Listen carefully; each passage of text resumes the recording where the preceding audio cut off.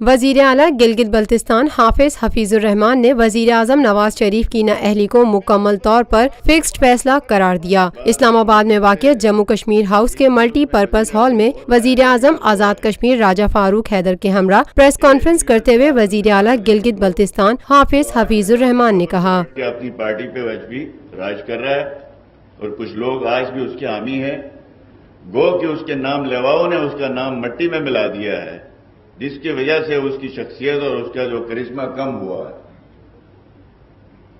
اور دوسرا لیڈر ہے نواز شریف۔ وزیر اعظم کے عہدے آج ہیں کل نہیں ہے، لیڈر ہمیشہ رہتا ہے، اور لیڈر کی اہمیت میں سمجھتا ہوں کسی بھی ملک کے لیے، ملکوں کو یکجا جو ہے وہ ایٹم بم نہیں رکھتا، ملکوں کو یکجا جو ہے وہ بندوق اور اسلحہ نہیں رکھتا۔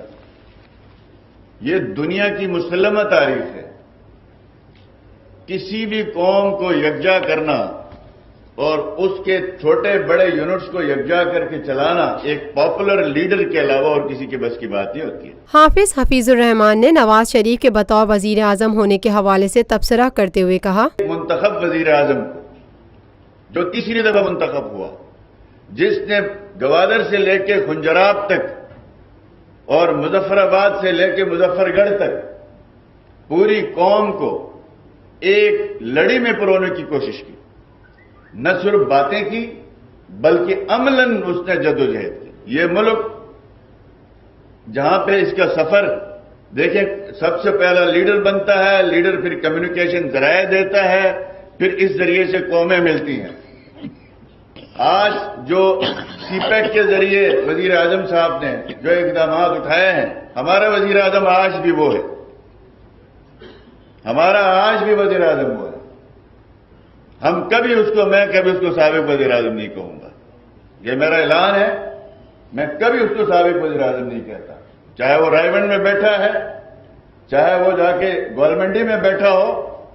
مسلم لیگ نون کا وزیر اعظم جو منتخب حکومتیں آزاد کشمیر اور جی بی میں ہے، ہم دونوں کی کوئی اتنی اہمیت نہیں، میری تو کوئی اہمیت نہیں، رائے صاحب بہت بڑی لیڈر شخصیت ہے، میری جماعت کو 2/3 اکثریت ملا ہے، تو میرے ساتھ نواز شریف کا ٹکٹ تھا، نواز شریف صاحب کی سرپرستی تھی، اس کی دست شفقت تھا، جس کی وجہ سے ہمیں 2/3 اکثریت ملی، ورنہ تو ہم اپنے گلیوں میں ہمیں کوئی نہیں جانتا۔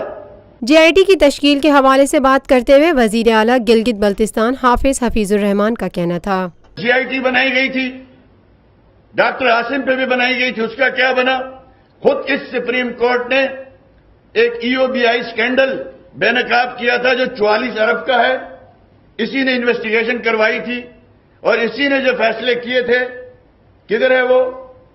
کہاں ہے وہ 44 ارب روپیہ جو تنخواہوں کا تھا، جو بیواؤں کا تھا، جو غریبوں کا تھا، جو غریب ملازمین کی پنشنیں تھی؟ وہ کیس کدھر ہے؟ کیوں نہیں جے آئی ٹی بنتی؟ کیوں نہیں پوچھا جاتا؟ پھر اسی طریقے سے وہ سینکڑوں ہزاروں کیسز سپریم کورٹ میں، ان کے اوپر میرے اپنے علاقے کی ایک پٹیشن آئینی حقوق کے حوالے سے گزشتہ 15 سال سے ان کی ٹیبلوں میں پڑی ہے، فنڈامنٹل رائٹس کی وہی پٹیشن ہے، اس کے علاوہ تو مجھے کوئی پٹیشن نظر نہیں آتی۔ کیوں اس پٹیشن کو نہیں سنا جاتا؟ کیوں ان کو فرصت نہیں ملتی؟ اس لیے کہ جن کے کہنے پہ سنی جاتی ہے وہ کہتے ہیں ان کو فی الحال مت سنو۔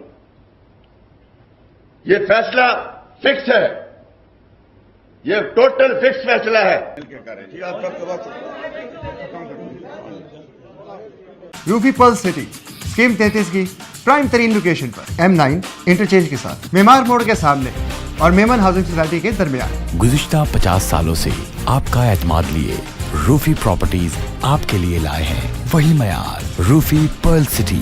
پرل سٹی 120، 150، 200 اور 240 گز کے تیار بنگلوز پر مشتمل ایک مکمل secured gated community living project. Roofi pearl city جدید ترین سہولتوں سے آراستہ، پرسکون اور پرفضا رہائش، جس میں تھیم پارک، فٹنس سینٹر، مسجد، solar power back up, R O plant کے ذریعے 24 گھنٹے میٹھا پانی۔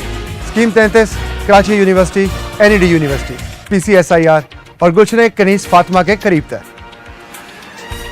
روفی بردرز کی گولڈن جوبلی پر اوورسیز اور سابقہ تمام مائنورٹیز کے لیے 10% کا خصوصی ڈسکاؤنٹ۔ بکنگ اور دیگر تفصیلات کے لیے east land marketing UAN 11117834. Lotus Lake Towers, a groundbreaking endeavor by Lotus Properties.